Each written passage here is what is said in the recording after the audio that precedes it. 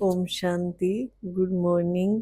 हम जो रोज परमपिता परमात्मा के महावाक्य सुनते हैं, तो आज बाबा ने मेन यही बताया कि ज्यादा मोह जो है इंसान को दुखी करता है। मोह में फंस करके इंसान क्या से क्या करता रहता है। जितना भी हम सुबह से लेके रात तक काम करते हैं, किस वश करते हैं? शरीर के लिए करते हैं।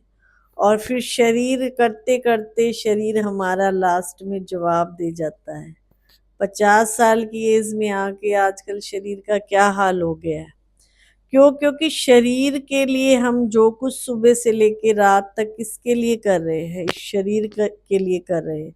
आत्मा के लिए तो कुछ कर ही नहीं रहे हैं। आत्मा के लिए भी साथ साथ करें तो शरीर और आत्मा का बैलेंस बना रहेगा। अभी हम खाली शरीर के लिए करते हैं तो थक जाते हैं, फिर आत्मा में शक्ति नहीं रहती है। जैसे शरीर को तीनों टाइम खाना भी खिलाएंगे, इसके लिए एक्सरसाइज भी करेंगे, लेकिन जो इस शरीर को चलाने वाली शक्ति आत्मा बैठी है, उसके लिए कुछ नहीं करते हैं। मोह के वश हम रोते भी हैं, सब कुछ करते हैं। मान लो हम बच्चों के लिए दिन रात काम कर रहे हैं और उन्हीं बच्चों ने हमें ऐसा कुछ बोल दिया, ऐसा कुछ कह दिया, तो हम क्या हो जाते हैं? परेशान हो जाते हैं, रोने लग जाते हैं। देख, सुबह से लेके रात तक मैं किसके लिए करती हूँ? इनके लिए करती हूँ, और यही मेरी सुनते ही नहीं है। तो न्यूट्रल हो करके संसार में रहना सीखे। जैसे संसार में रह रहे हैं, बच्चे भी हैं, सब कुछ है। अब जैसे हॉस्पिटल में हम 4 दिन के लिए गए, तो नर्स हमारा इलाज भी करेगी, हमें आराम से हमारी सेवा भी करेगी।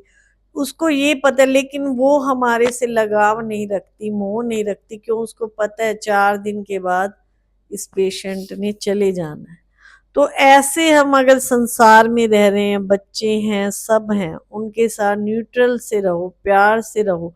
लेकिन ज्यादा टू मच अगर हम उनकी करते हैं, तो फिर बाद में हमको रोना भी आता है। देखो, मैंने इसकी इतनी करी और आज ये मेरे साथ ऐसा बिहेव कर रहे हैं। तो ऐसे संसार में रहना है जो हम दुखी भी ना हो, परेशान भी ना हो। उसको उसके लिए हमें क्या करना पड़ेगा? उसके लिए हमें न्यूट्रल होके रहना पड़ेगा। संसार में रहो, सेवा करो, सब करो। जैसे मैंने आपको नर्स का एग्जांपल दिया। और दूसरी पॉइंट आज मुरली में थी कि गुस्सा नहीं करना है। गुस्सा हम छोटी छोटी बातों पे कर देते हैं।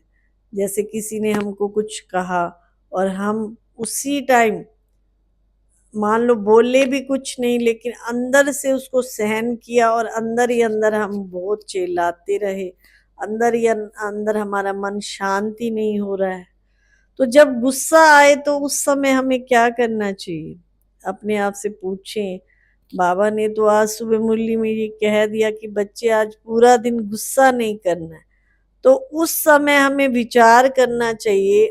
वो पेपर भी आता है। जैसे हमने आज सुबह बाबा की महावाक्य सुने, तो हमको छेड़ने वाले भी आएंगे, कुछ ऐसा बोलने वाले भी आएंगे, लेकिन हमें मन की अवस्था देखनी है। और बाबा की अगर मुरली के पॉइंट याद हैं, तो हम पूरा दिन ध्यान देते हैं कि आज मुझे पूरा दिन इस बात पे ध्यान देना है।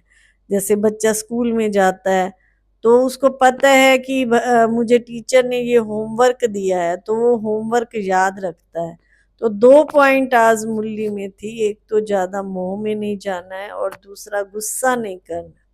तो पेपर आते हैं, अगर हमें प्रश्न भी याद है, उसको हल करने की विधि भी याद है, तो हम उस पेपर को पार कर जाते हैं। तो गुस्से को कंट्रोल करने के लिए हमें एक तो जब कोई बहुत जोर जोर से बोल रहा है, कुछ कह रहा है, तो एक बार आप चुप हो जाओ या उसकी नजरों से ही दूर हो जाओ। फिर वो अपने आप किसके साथ बोलेगा? दीवारों के साथ बोलेगा क्या? हम क्या करते हैं? उनके साथ सामना करने लग जाते हैं। शक्तियां भी भगवान ने हमें दी हैं, सहन शक्ति, समाने की शक्ति, समेटने की शक्ति, लेकिन शक्तियों को प्रयोग में नहीं लाते हैं। जब कोई गुस्सा कर रहा होता है, तो उस समय हमें एक बार सहन करके चुप करना होता है। लेकिन हम क्या करने लग जाते हैं? उस व्यक्ति के सामने सामना करने लग जाते हैं। वो गुस्सा कर रहा है तो मैं भी गुस्सा करने लग जाऊंगी। तो उस समय हमें उनसे दूर चले जाना चाहिए। मान लो वो बाहर गुस्से में बोल रहा है, हमें अंदर कमरे में चले जाना चाहिए। उससे भी वो गुस्से की परिस्थिति क्या हो जाती है, खत्म हो जाती है। इस समय हम एग्जामिनेशन हाल में हैं।